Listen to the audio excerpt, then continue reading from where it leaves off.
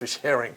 So while we're on the subject of AI and large language models, generative AI, the obvious question: how do you see that playing out with assessment and its impact? Because there are many studies at the moment about doing trialling and testing on quantitative and verbal critical reasoning assessment.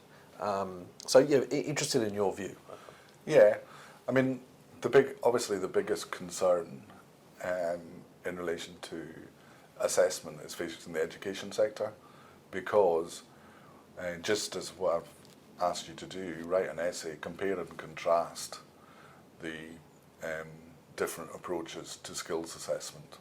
Essay topic. Yeah, give me 2,000 words. Ready in 30 seconds. Yep. If that.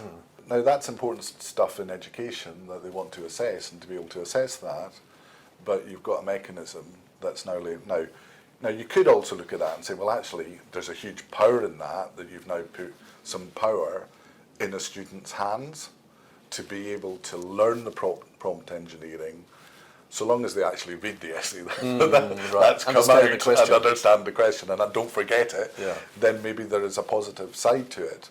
But there's obviously a concern about the assessment. And therefore more structured assessments where what they're doing is that they have to interact. So being able to prompt an answer is much more difficult. And so, for example, if you think about it in a personality terms, if you were doing something where you're doing something like WAVE, and you've got multiple individual questions, and then after that you've then got to answer forced choice questions, and then you've got to give feedback. You can't ask generative AI to be able to do all of the prompting back and forth. And even if you could, then it's going to produce a profile that you can't talk to. As soon as somebody talks to you, I see you're, am I? I didn't expect to be like that because it was a generative AI. Right. So it's almost impossible for it to be able to do it. It's so difficult to be able to do that. Plus, it just doesn't cohere with the reality. And especially in an untimed assessment too, right? Yeah. So less pressure. That's right. And then, with aptitude tests, sometimes people that you were referring to, then you've got those concerns in verbal and numerical. But the same things, then some of you reordering items, people have to get it in, get it back out within a timed environment to be able to actually extract the data, put it back in, get the answer. You've got to ask the question in the right way each time, and each question is different. Yes. And you've only got the time to do it. So in practice, when you look at distributions of data in aptitude, they haven't changed. Yeah. So it's not having an impact, is the reality. Yeah, it's a question we get asked regularly, having our key positioning in post-hire, pre-hire and post-hire, of course, but pre-hire selection of senior leaders and executives, and post-hire in the same cohorts.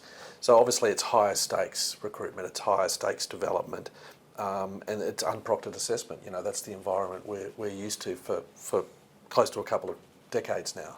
So is there any other best practice ideas, any suggestions to employers, that processes they might follow in order to combat that type of cheating? Obviously, we've got proctoring technology, so you can put in proctoring where somebody's told that the web browser and camera will basically follow them on the screen, and basically it's just checking that they're not doing things.